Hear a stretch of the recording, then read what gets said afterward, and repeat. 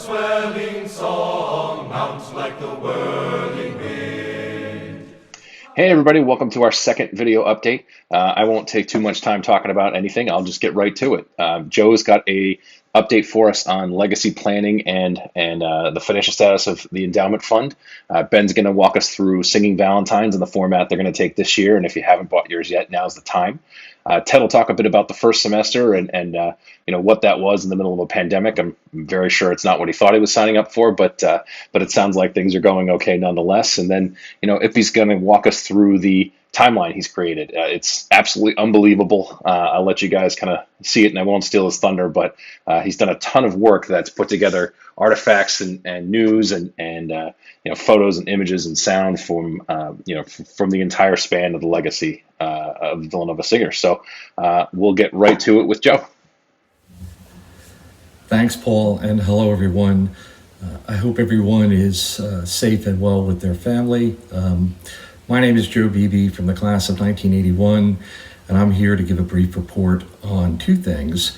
One is the status of rescheduling Legacy Weekend, and two, a report on the Villanova Singers Endowment Fund.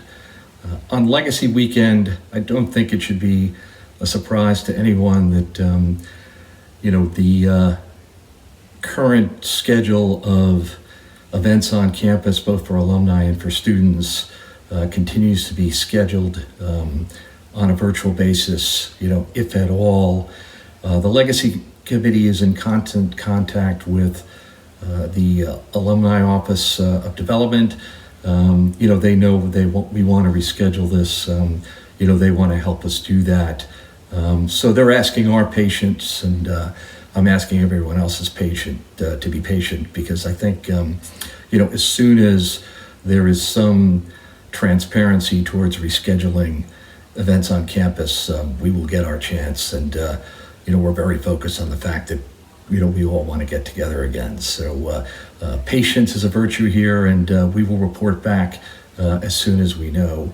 On the Villanova Singers Endowment Fund, great news to report. At the year end, December 30th, 2020, the balance of the endowment fund was broke through $400,000. In fact, it's approximately $445,000.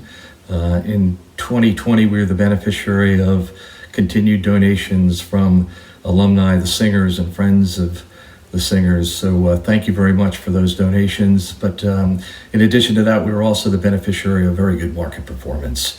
The balance of the endowment fund as of December 30th, 2019, was about $384,000. So we're in really good shape as it relates to our mission for the endowment, which includes funding singers' tours when we get on the other side of the pandemic. I think we can do one, at least two. We still have money available to continue to fund the legacy events around homecoming, the Christmas concert, the spring concert, events that we all have come to enjoy. And we are also 100% prepared to fund the participation of our undergraduate brothers at Legacy Weekend when it's rescheduled. So on behalf of the trustees of the Villanova Endowment Fund, I just want to thank everyone for their generosity. And, like all of us, we all look forward to getting together. We'll keep you posted on, any news as it relates to rescheduling the next Legacy Weekend. So until then, continue to be safe, be healthy, be happy, and go Cats. Hello. I'm here to talk to you about the current state of singers on campus, as well as our ongoing efforts towards this year's Singing Valentines. As you all doubtless know, Valentine's Day is right around the corner, and unsurprisingly, this year's Singing Valentines are going to look far different than years previous. In keeping with COVID-19 safety protocols, we are not offering any in-person Valentines of any sort, but we are offering a live phone call Singing Valentine performed by a single singer, and we are also offering a specially edited video quartet version of a Singing Valentine that was filmed in COVID-safe conditions and masterfully edited. This editing was done by Kevin Shupka and Mike DeLaura, two esteemed members of Legacy, with the help and organizational skills of Paul Gladney. So thank you, Paul, Mike, and Kevin. We could not have done this without you. All profits from this year's Valentine's fundraiser will be donated to Philabundance, a local nonprofit that feeds upwards of 90,000 people a week. They are the largest hunger relief organization in the Delaware Valley area. So if you haven't ordered your Valentine's yet, be sure to do so, as this year it benefits an especially important cause. Moving on to talk about the current state of singers on campus. Due to the unfortunately high number of cases on campus, we have yet to begin rehearsals, as the Music Activities Office and the school-wide administration has deemed it unsafe for us to do so. The cases are so high, in fact, unfortunately, that we are currently in a state of lockdown and quarantine, and all non-essential movement out of our rooms and apartments has been discouraged. As such, rehearsals have been paused until February 21st. Ideally, the efforts to slow the spread and the spike in cases will succeed, and we can begin rehearsals starting Monday, February 22nd. If this happens, or whenever we eventually begin rehearsals again, we have all been provided KN95 masks by Music Activities to be extra safe while we sing, and the tent in which we perform and rehearse outside of St. Mary's has been outfitted with additional walls and heaters to keep us nice and toasty while we sing. Last and not least, something that we are actively working towards is increasing the amount of bonding between brothers in song that we can feasibly, safely accommodate during this ongoing pandemic and all of the repercussions within towards campus life. We are moving ahead on several types of virtual bonding activities, both in one-on-one settings and virtual group settings that keep everyone safe and COVID-free, while also allowing our new members, old members, and all members in between to interact with each other without having to worry too heavily about any sort of COVID exposure. While this year, of course, has its unique challenges and obstacles we must overcome, I'm confident that the singers will endure and our brotherhood will sing on. Thank you. Hey brothers, Ted here, and happy to be with you and share a brief update about what's going on with the singers. So as you know, it was a pretty sad spring about a year ago today when we got the news that spring tour was canceled, and after that Legacy was canceled, and our spring concert that was going to be the grand opening of the Mullins Center was canceled, and of course graduation events were canceled as well, and we had to record the alma mater virtually. So a lot of disappointing news last year. And we left on a bit of a low and took off for the summer. But when we came back last fall, we really bounced back, as the singers do. And we started with outdoor rehearsals, thanks to Beth and Christine, who did an amazing job putting together a beautiful tent for us with a dance floor. You know, it was like something out of a wedding reception behind St. Mary's there. And this semester, it'll be heated with flaps. And so we'll be safe, and yet we'll have a lot of fresh air circulating, and we'll be able to continue rehearsing masked and socially distanced in groups of about a dozen. Which is about all the tent can accommodate with maximum distancing. We also had an amazing dress rehearsal in that tent in the fall by the Spires for an outdoor talent show where they absolutely blew our socks off. And that was really a highlight for me because they are a super talented bunch, and they were really excited to show the rest of the singers what they could do. So I really enjoyed that. We also completed our first ever virtual choir project, which was a recording of Seasons of Love from the musical Rent that we recorded on commission in the fall, and it was very well received. So we'll be doing more projects like that this semester.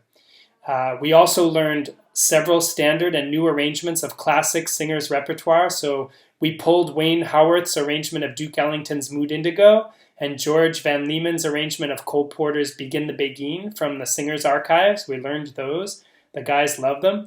And we also learned beautiful new arrangements of Danny Boy by Mark Hayes, Shenandoah by Jack Schrader, and Do You Hear the People Sing from Les Mis by Ed Lojeski.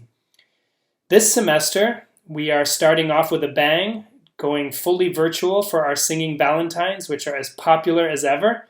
And we will be releasing a new virtual choir project this month of Begin the Beguine. And we would certainly be glad to invite the alums to participate in an expanded second edition if they would like to join us in recording an expanded edition afterward. Next month, we will record Mendelssohn's Verleih uns Frieden, Grant Us Peace, which is a big choral work with the voices and also the Villanova strings. So I'm really looking forward to that. And it's also in partnership with St. Thomas of Villanova Parish. In April, we're also planning to finish learning Mozart's Requiem for possible virtual performance or live performance in the Mullins Center, pre-recorded. And of course, in March, February and March, we're going to record a virtual banner just in case the cats might need it for March Madness. So we've got a lot coming up. We're really excited to keep plugging ahead, even though we have a lot of obstacles to overcome. But the singers are strong, and I am loving working with them as much as I did last year and maybe more. We have a lot of new young guys, a lot of fresh talent, and we continue to grow. So thank you for your continued support, and go Cats.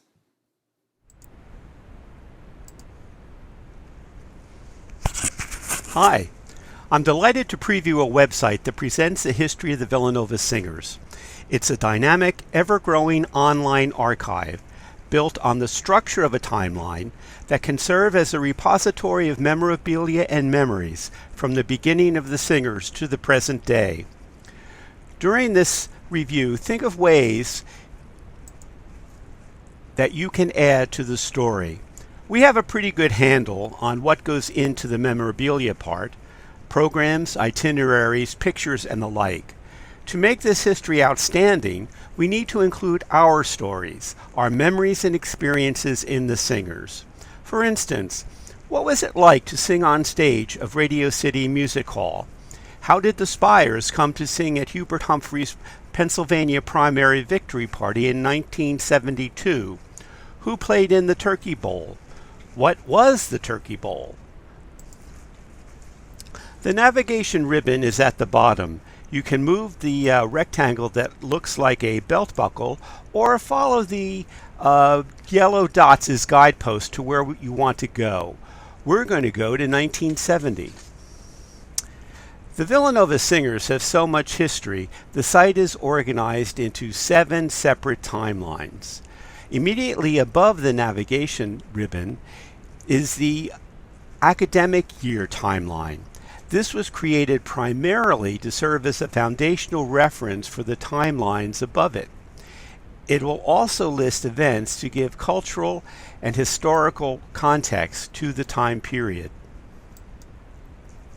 The next timeline presents concerts performed during this time. Most years open up with a group picture of the singers. Here we have some handsome men in their very good-looking Villanova blazers. As with the timeline at Legacy, the schedule lists the concert or college, the location, and the date. Links to the programs and other memorabilia appear in bold type throughout the schedules. Every printed piece in the Singers Legacy archive was scanned. If there isn't a link for an item, it isn't there at this time in the archive. All memorabilia links are formatted as flipbooks, whether as a single page or as multi-page booklet. It's easy to read, easy to navigate.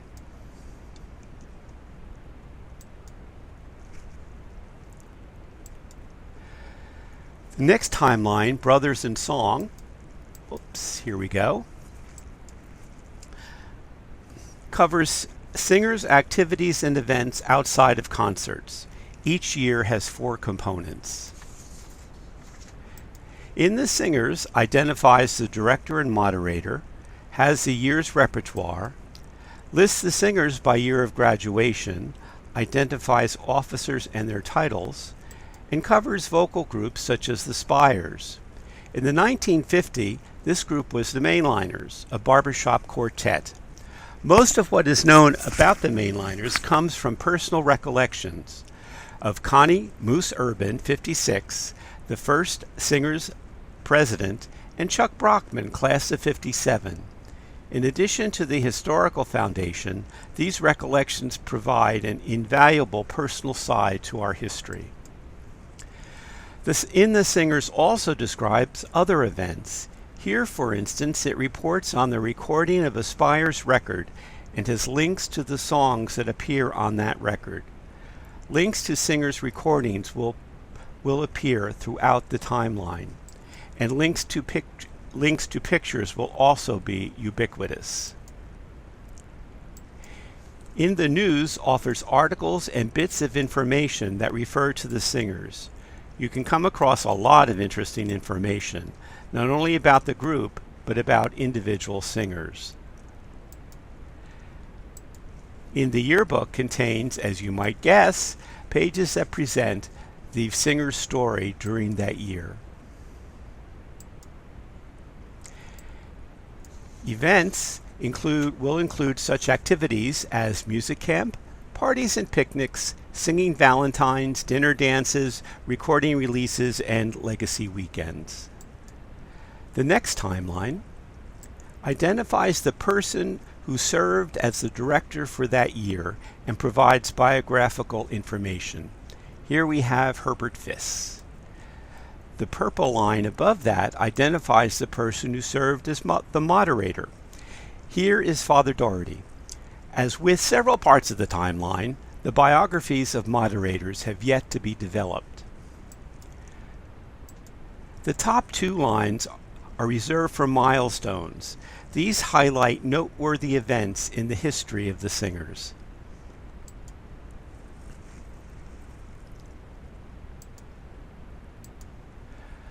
Okay, there's probably a seamless way to do this, but I don't know what it is, so bear with me for a moment.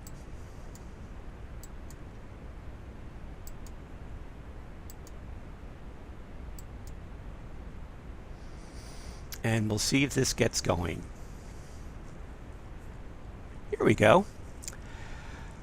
The website needs some tweaking before going live, and in truth, the work will continue as long as the singers sings.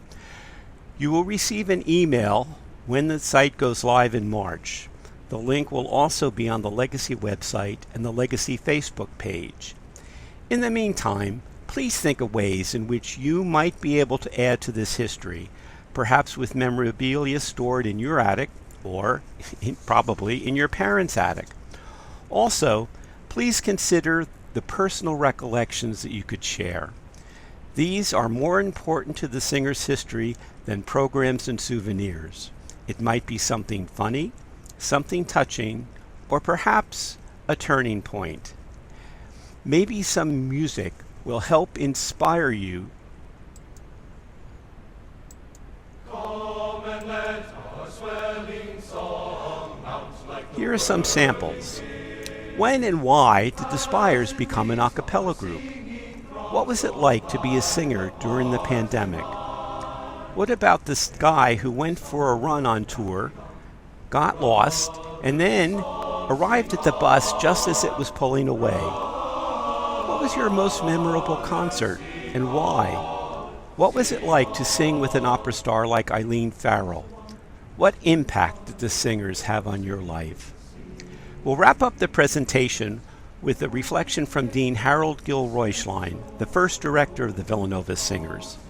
It comes from an article in an alumni publication reviewing his accomplishments as the first dean of the Villanova Law School.